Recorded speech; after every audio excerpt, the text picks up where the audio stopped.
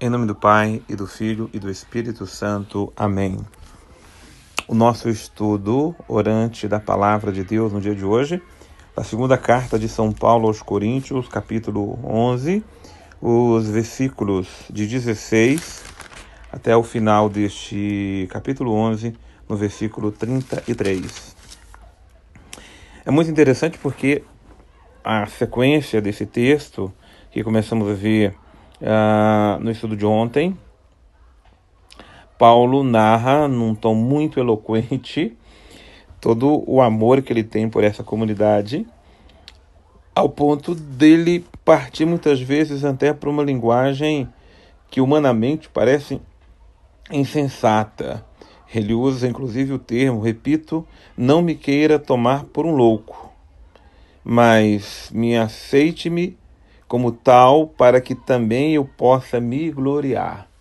Me aceitem do jeito que eu sou, me aceitem com aquilo que eu tenho para dizer, aceitem com aquilo que eu tenho para vos falar, porque vocês estão se deixando levar por aqueles que estão se vangloriando das suas condições humanas, da sua linguagem eloquente, da sua imensa sabedoria, das suas capacidades intelectuais e todos os atributos humanos e assim por diante. Se é isso que vos provoca, se é isso que vos chama atenção, eu também tenho a vos dizer algo para poder também gloriar. E aí é interessante o versículo 17, porque ele diz assim, olha, o que digo não é sobre a inspiração do Senhor não, mas como num acesso de delírio.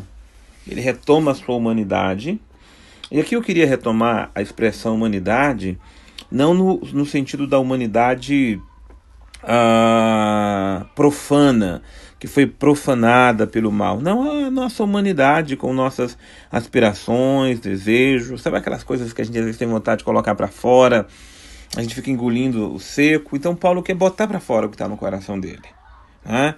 Já que vocês estão levando em conta as vantagens humanas, eu tenho as minhas também para contar. Mas o que se segue, na verdade, é uma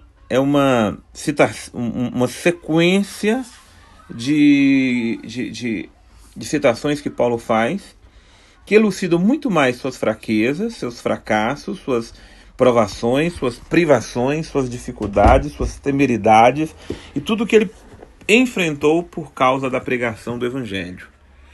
Veja, ele ainda que comece dizendo, olha, os outros são hebreus, eu também sou israelita, eles são ministros de Cristo, nossa, eu também sou e não sou menos sábio não, eu ainda muito mais. E aí, por que eu sou ministro de Cristo? Porque talvez o que levam alguns a se considerarem ministros de Cristo, servos do Evangelho, são, na verdade, os seus atributos ou títulos humanos. Eu realizei isto, eu preguei não sei em que lugares, e toda aquela lista de coisas humanas que às vezes poderiam servir para se vangloriar. Não, mas o que Paulo tem a dizer são todas as cruzes, tribulações, sofrimentos e tudo aquilo que ele enfrentou por causa de Cristo. E aí, então, a gente pode olhar que a partir do versículo 23, ele começa então a citar: mas eu sou discípulo de Cristo muito mais pelos trabalhos, pelos cárceres, pelos açoites. Eu vi a morte de perto muitas vezes, 5 vezes recebi dos judeus aqueles 40 açoites menos um. Eu fui flagelado 3 vezes com vara, fui apedrejado, naufraguei 3 vezes, uma noite, um dia eu passei no abismo. Eu fiz viagens sem conta, me expus a perigos no rio, perigo dos salteadores, enfrentei os perigos por parte dos meus concidadãos, no caso aqui os judeus. Eu enfrentei o perigo da parte dos pagãos, na cidade, no deserto, no mar, entre os falsos irmãos. Eu passei trabalhos e fadigas, repetidas vigílias, com fome, com sede, frequente jejum, frio, nudez, além de outras coisas, e muita preocupação. Aliás, muita por minha conta, porque é além da minha preocupação cotidiana e solicitude por todos os irmãos e por todas as igrejas, porque quem é fraco, que eu não seja fraco, quem sofre escândalo, que eu não me consuma de dor.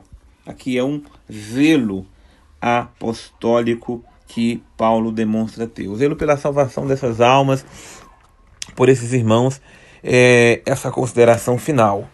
Mas o que vem, na verdade, é uma sequência de citações, de memórias, de lembranças de tudo que ele enfrentou por causa de Cristo. Quando passamos por tribulações, para muitos fica o trauma. Para Paulo fica a marca da cruz do crucificado, do amor por Cristo. É diferente. Ele faz em tudo isso uma experiência do Cristo crucificado. Porque alguns de nós queremos confundir o carregar a cruz como se eu tiver uma cruz no meu pescoço, tiver uma cruz pendurada na parede da minha casa. As cruzes são as tribulações da vida, as aflições que enfrentamos, as doenças que passamos por elas, as dificuldades todas. As cruzes é encarar a vida do jeito que a vida é.